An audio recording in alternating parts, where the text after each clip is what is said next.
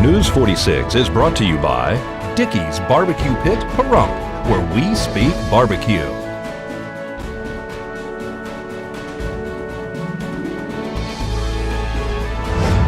News is also brought to you by Golden Casino Group, where you'll always find great fun, good food, and fantastic entertainment, all at Gold Town, Lakeside, and the Pahrump Nugget. News is also brought to you by J.K. Nelson Law. Call 727-9900 today for your free consultation. If you need a lawyer, you need Nelson.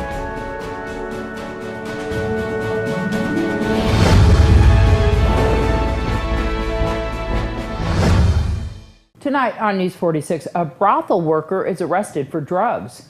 The BOCC discusses the disposal of medical marijuana, and Valley Electric Association is having an open house. News 46 starts now. You're watching KPVM News 46 with Deanna O'Donnell.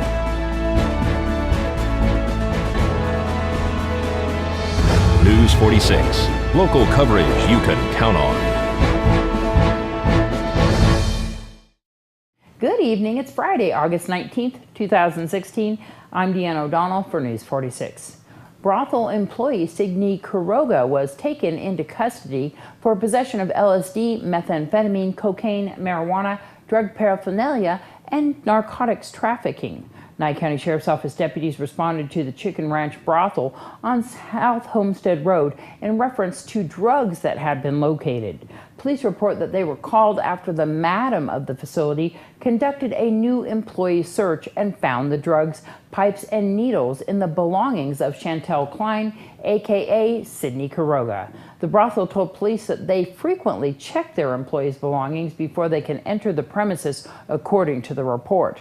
Quiroga allegedly had a digital scale, syringes, a large jar of marijuana, meth, cocaine, LSD, and multiple items of contraband, including baggies, pipes, and burnt tin foil in her bags. She was arrested and transported to the Nye County Sheriff's Office Detention Center.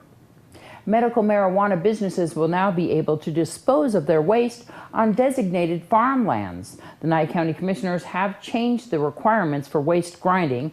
The marijuana had been mixed with dirt or manure and ground up and then brought to Pahrump Valley disposal in the recent past. Now the mixture can also go on certain farmlands. We're filling our landfill with root balls and dirt, and I've had a number of farm areas that have asked to have that dumped on their property, and they can help damp down the soil or the poof dirt, retain moisture.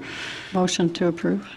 Thank you. And for the grinding, I brought that forward, and I'll second that because when I pull up CW, I don't smell anything down there until they're grinding. So the grinding will help reduce outdoor odors.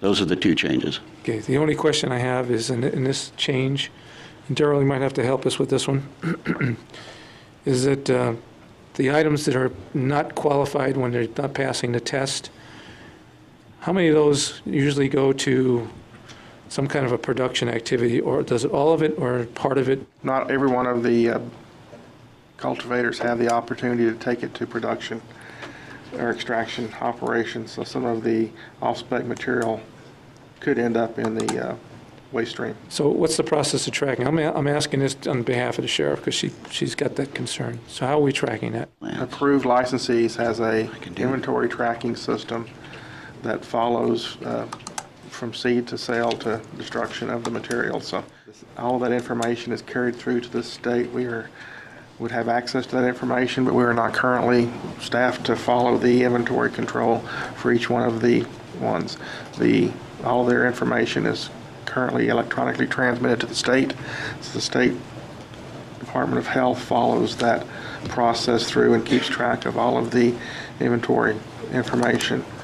Like I say, we're not staffed to do that type of detailed analysis of it. What happens when it goes recreational? Do they all have to reform themselves and start all over again? Or? Medical marijuana is completely different from recreational. If recreational passes, the state will put down all their guidelines, all their rules, we'll have licenses out. The cultivators, who we have a few in this town, will still be able to sell, so we will continue to get those jobs and that tax revenue from that. They are planning currently to possibly, if it passes, to double the amount of dispensaries any county has, so we would have one recreational, one medical marijuana dispensary, and can be taxed differently also, which it should be and would be. So all of that is up to when it passes, and then they have a year to work those laws, and we will be on it and bring updates so we know where we're going. Say when it passed it? I thought it already... If it passes. Recreational is in November, whether they pass or It's on the ballot for not. November. Yeah. So November 8th, if you don't want it. If it gets approved again, then it's a done deal. Right. If it gets voted this time, it is recreationals approved, but it's going to take them a good year to get all the rules in place. With that, any other questions? I'll call for the vote. Aye. Aye. 5-0. And Valley Electric Association is having an open house soon. VEA welcomes member owners and the community to visit a place behind its power and communications business at an open house scheduled from 9 to 4, Friday, September 9th. Guests will have an opportunity to check out the results of a multi-phase transformation launched in April of 2014. Renovations include the construction of a new 33,120 square foot innovation center for operations, dispatch, and engineering, renovations to the lobby of the administration building, and additional parking spaces. We are actually doing an open house on September 9th from 9 a.m. to 4 p.m. where we want to invite everybody in Pahrump and all across our districts to come see the transformation of Valley Electric since 2014. It's looked a little different in the back, and we're going to open it up for everybody to come look at and check it out. Are we also going to have an opportunity to see the new center over here, which used to be the old building, right?